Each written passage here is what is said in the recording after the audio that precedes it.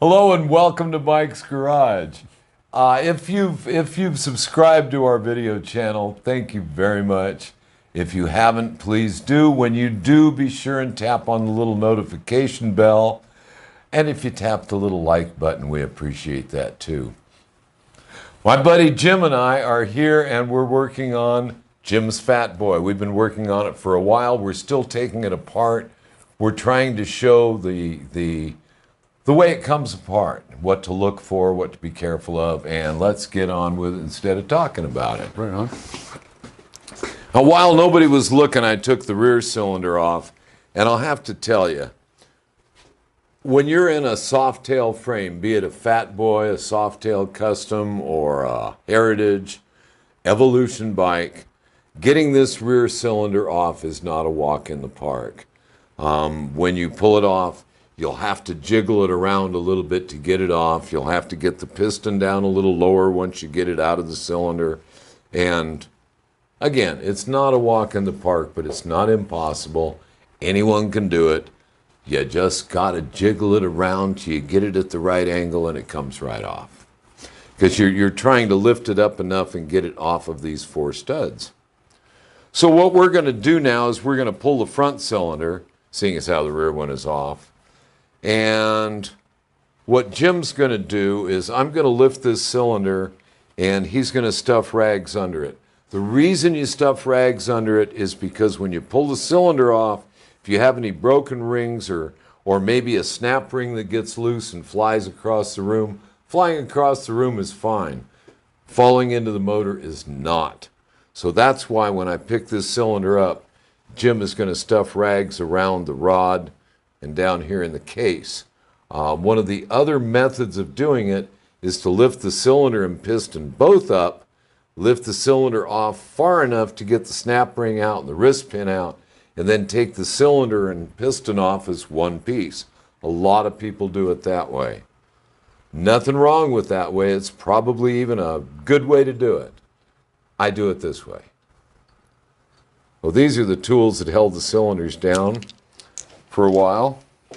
And now what we're going to do is I'm going to lift this cylinder, and Jim, you're going to get some stuff under him. I'm going to pick that piston up a little bit to give you some room to stuff things in there. There we go. Is that pretty good? Yep, that's beautiful. If you need more, just say so.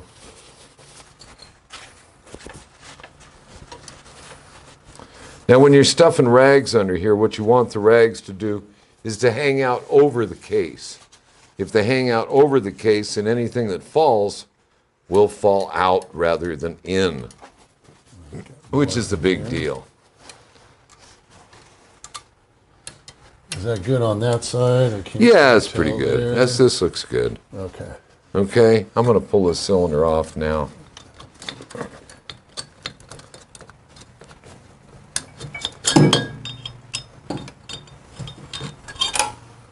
And there it is. Ta-da! Now, let's wrap a rag or two around the stud. Although we're not going to use these pistons again. They might go in somebody else's motor. Maybe I'll build myself a 5/8 stroker, I don't know. Or 4 5/8 stroker. Okay. Now, let me have one of those blue rags, please. Yeah, no hurry. No hurry. Now I got to get this snap ring out of here. Oh, thank you. So I'm going to go in there with this little tool here. I'm going to pull that little snap ring out of there. Now I'm a little bit embarrassed. I modified my wrist pin removing tool, and I modified it for another motor I worked on, and I should have bought a new tool. So this thing is giving me minor fits. And so just tolerate me while I use it here. It's not, I really modified it badly. Really did the job though, so I don't mind buying a new one.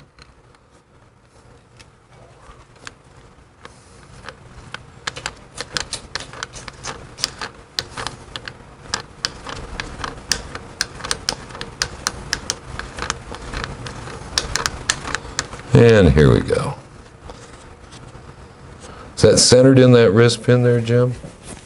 There's his flashlight over there, I think. It looks centered to me. Good. Yep. Wrist pin moving? Feels like it's moving. Yep. Slide Okay. nice and easy. Okay, so we're going to get that. Something got caught. Oh, there it goes. Like I said, I modified this tool for use on something else. Kind of a criminal thing to do.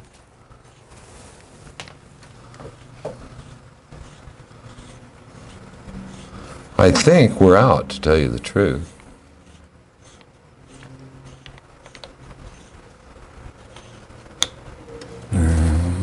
Is it?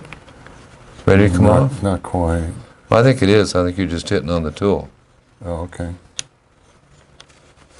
There it is. We got it. You can lift that piston right off of there. And I'll take it. And I'll walk over here with it.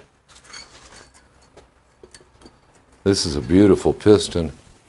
These are stroker pistons that we ordered when we built this motor years ago. Being a 4 5/8 stroke instead of a 4 1/4 stroke. Let's see, that's 3/8 increase on the stroke would mean that the piston had to be set down 3/16. Closer to the rings. Exactly. Well, down further on the rod. Mm-hmm. And so these are regular flat top pistons. And they worked real well. So that's where we're at right now. Base gaskets were working well, didn't leak, everything was working fine. I think we've got it pretty well done and open for now. In our next video, I think what we're going to do is start putting things back together. I'll figure a plan of attack for the next video. So I can't tell you exactly how it's going to go, but I think what we're going to do is maybe compare the pistons and heads to the new ones and show what that's going to be like. And then after that, we'll put it together. So until then, see you out on the road.